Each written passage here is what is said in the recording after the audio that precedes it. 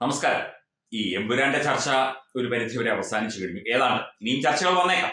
പലതരത്തിലുള്ള അഭിപ്രായങ്ങൾ പലരും നടത്തുന്നുണ്ട്. അതോടെ നിൽക്കട്ടെ, ഇപ്പോൾ വഖഫ് നിയമ ഭേദഗതി ബില്ല് പാർലമെന്റിൽ അവതരിപ്പിക്കുന്ന ഈ ഒരു വിഷയത്തിലാണ് ഇപ്പോൾ ചർച്ചകൾ നടക്കുന്നത്. വഖഫ് ഈ ബില്ലിനെ ആരൊക്കെ പിന്തുണയ്ക്കും? കേരളത്തിൽ നിന്നുള്ള കോൺഗ്രസ് എംപിമാർ ഏത് രീതിയിലുള്ള പിന്തുണയായിരിക്കും ഇതിന് കൊടുക്കുക, അല്ലെങ്കിൽ അതിനെ പിന്തുണയ്ക്കില്ലേ? എന്തായാലും CPM എംപിമാരോടൊക്കെ അവധി ഒക്കെ മാറ്റിവെച്ച് പാർലമെന്റിൽ കയറി ഈ ബില്ലിനെ എതിർക്കാൻ ആവശ്യപ്പെട്ടിട്ടുണ്ട് എന്ന് കേൾക്കുന്നു.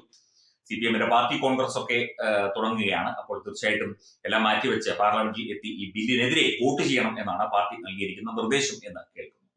അപ്പോൾ മുനമ്പത്തെ അവിടെ താമസക്കാരെ, ക്രൈസ്തവ വിഭാഗത്തിൽപ്പെട്ട താമസക്കാരെ, അവിടുത്തെ ക്രൈസ്തവ ആരാധനാലയം, ഇതൊക്കെ തന്നെ ഏത് രീതിയിലാകും? അല്ലെങ്കിൽ വഖഫ് നിയമ ഭേദഗതി അത് അംഗീകരിച്ച് പാസ്സായി കഴിഞ്ഞാൽ തീർച്ചയായിട്ടും മുൻപത്തെ ഇപ്പോൾ താമസിക്കുന്നവർക്ക് അത് ഗുണകരമായ കാര്യമാണ്. അതിനെ എതിർത്ത് കഴിഞ്ഞാൽ ആ ഭൂമി വഖഫ് ഭൂമിയാക്കി മാറ്റപ്പെടും. അത് എങ്ങനെയും അവയെ ഇറക്കിവിടാൻ സാധിക്കും. എറണാകുളം MP ഹൈബി ഈഡൻ, പഴയ രാഷ്ട്രീയ നേതാവ് ജോർജ് ഈഡന്റെ മകൻ ഹൈബി ഈഡൻ MP ഈ ബില്ലുമായി ബന്ധപ്പെട്ട് പാർലമെന്റിൽ അവതരിപ്പിക്കുമ്പോൾ എന്ത് തീരുമാനമെടുക്കും എന്നുള്ള ചോദ്യങ്ങൾ മുനമ്പം നിവാസികൾ, പ്രത്യേകിച്ചും സ്ത്രീകളും കുട്ടികളും ഒക്കെ തന്നെ ചോദിച്ചു തുടങ്ങിയിരിക്കുന്നു. അത്തരത്തിൽ ഇവർ ചോദ്യങ്ങൾ ഉന്നയിക്കുന്ന ഒരു വീഡിയോ സമൂഹ മാധ്യമങ്ങളിലും ക്രിസ്ത്യൻ അനുകൂല സാമൂഹ്യ മാധ്യമ പേജുകളിലും ഒക്കെ തന്നെ പ്രത്യക്ഷപ്പെട്ട് കഴിഞ്ഞു. ഞങ്ങളുടെ അപ്പനമ്മയും സമരമുത്തിരിക്കുന്ന ഈ സമയത്ത് വഖഫ് ഭേദഗതി ബില്ലിൽ ശ്രീ ഹൈബിയുടെ നിലപാട് എന്താണെന്ന് അറിയാൻ ഞങ്ങൾക്ക് ആഗ്രഹമുണ്ട്.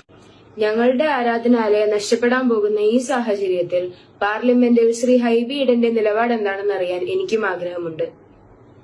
ഞങ്ങൾക്ക് ആഗ്രഹമുണ്ട്. ഞങ്ങളുടെ അപ്പനും അമ്മയും സമരമുത്തിരിക്കുന്ന ഈ സമയത്ത് വഖഫ് ഭേദഗതി ബില്ലിൽ ശ്രീ ഹൈബി ഈഡന്റെ നിലപാട് എന്താണെന്ന് ഞങ്ങൾക്കറിയുവാൻ ആഗ്രഹമുണ്ട്. പാർലമെന്റിൽ വഖഫ് ബില്ല് ഹൈബി ഈഡന്റെ ഈ നിലപാട് എന്താണെന്ന് ഞങ്ങൾക്ക് അറിയാൻ ആഗ്രഹമുണ്ട്. ഞങ്ങൾക്കറിയാൻ ആഗ്രഹമുണ്ട്. പ്ലസ് ടു കഴിഞ്ഞ് വിദേശ പഠനത്തിനായി പോകാനിരിക്കുന്ന എനിക്ക് വഖഫ് നിയമത്തിന്റെ പേരിൽ വന്നിരിക്കുന്ന ബുദ്ധിമുട്ട് കാരണം സാമ്പത്തികമായി എന്റെ പഠനത്തിൽ വഴിതടസ്സം ഉണ്ടായിരിക്കുന്ന ഈ അവസരത്തിൽ പാർലമെന്റിൽ പാസ്സാക്കാനിരിക്കുന്ന വഖഫ് നിയമ ഭേദഗതി ബില്ലിൽ ഞങ്ങളുടെ MP ആയ ശ്രീ ഹൈബി ഈഡന്റെ നിലപാടറിയാൻ ഞങ്ങൾക്ക് ആഗ്രഹമുണ്ട്. ഞങ്ങളുടെ അപ്പനും അമ്മയും സമരമുഖത്തിരിക്കുന്ന ഈ സമയത്ത് വഖഫ് ഭേദഗതി ബില്ലിൽ ശ്രീ ഹൈബി ഈഡന്റെ നിലപാട് എന്താണെന്നറിയാൻ ഞങ്ങൾക്ക് ആഗ്രഹമുണ്ട്.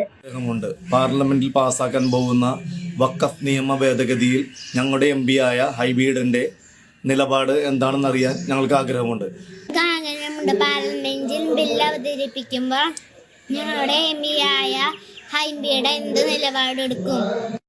എന്റെ അപ്പനമ്മയും സമരം അവതരിക്കുന്ന ഈ സമയത്ത് വഖഫ് ഭേദഗതി ബില്ലിൽ ശ്രീ ഹൈബി ഈഡന്റെ നിലപാട് എന്താണെന്ന് അറിയാൻ എനിക്കും ആഗ്രഹമുണ്ട്.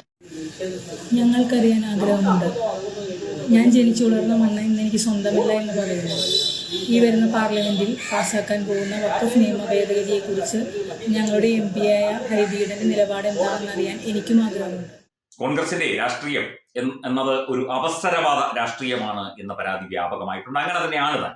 കാരണം മതവും ജാതിയും വർഗവും വർണ്ണവും നോക്കി തോന്നുന്നപടി ഒക്കെ തന്നെ മാറ്റിപ്പറയുകയും പറഞ്ഞത് തിരുത്തി പറയുകയും വീണ്ടും മാറ്റിപ്പറയുകയും ഒക്കെ ചെയ്യുന്ന രീതിയാണ് കോൺഗ്രസിനുള്ളത്. 2015 ഉമ്മൻചാണ്ടി സർക്കാർ തുടങ്ങി വെച്ച വിഴിഞ്ഞം തുറമുഖത്തെ എതിർത്തുകൊണ്ട് രാഹുൽ ഗാന്ധിയും KC വേണുഗോപാലും അടക്കം അവിടെ പോയി പ്രസംഗിച്ചത് നമുക്കറിയാം. അവരുടെ തന്നെ സർക്കാരിന്റെ പ്രോജക്റ്റ് ആയിരുന്നു. അപ്പം ആരുടെ പ്രൊജക്റ്റ് ആയാലും എന്ത് പ്രൊജക്റ്റ് ആയാലും അന്നേരം കാണുന്നവനെ എന്താണ് വിളിക്കുന്നത്? അച്ചായെന്നോ അപ്പായെന്നോ അപ്പൂപ്പായെന്നോ എന്ത് വിളിക്കുന്നു? ആ രീതിയാണ് കോൺഗ്രസ് കഴിഞ്ഞ കുറെ കാലമായിട്ട് ഈ അവസരവാദ രാഷ്ട്രീയത്തിലൂടെ ജനങ്ങളുടെ മുന്നിൽ അവതരിപ്പിക്കുന്നത്. അപ്പോൾ മുനമ്പൻ നിവാസികൾ എന്തു ചെയ്യും? മുനമ്പൻ നിവാസികൾക്ക് ഈ വഖഫ് നിയമ ഭേദഗതിയുമായി ബന്ധപ്പെട്ട് എന്തെങ്കിലും തരത്തിലുള്ള പിന്തുണ കോൺഗ്രസ് MP ഹൈബി ഈഡൻ എന്ന വ്യക്തിയിൽ നിന്ന് ലഭിക്കുമോ? ജനപ്രതിനിധിയാണല്ലോ, ലഭിക്കുമോ എന്നുള്ള ചോദ്യമാണ് ഈ വ്യക്തികൾ ചോദിച്ചുകൊണ്ടിരിക്കുന്നത് ദിവസങ്ങളായിട്ട്. എന്താകും എന്ന് നമുക്ക് കാത്തിരുന്ന് കാണാം.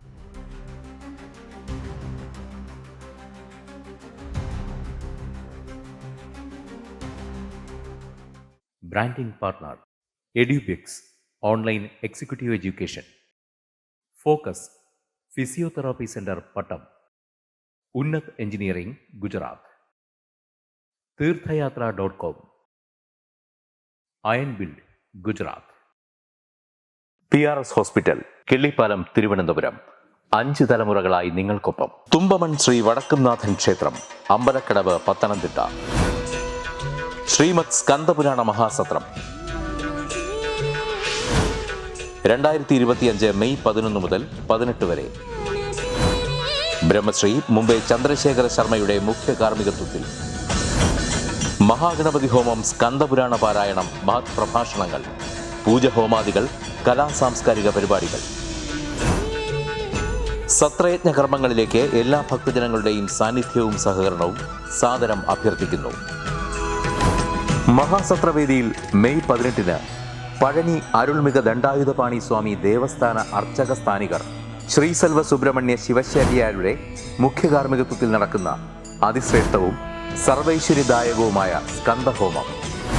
സ്കന്ദമഹാപുരാണ സത്രത്തിന്റെ ആദിമധ്യാന്തമുള്ള സമ്പൂർണ്ണ തത്സമയ കാഴ്ച തത്വമയി നെറ്റ്വർക്കിൽ.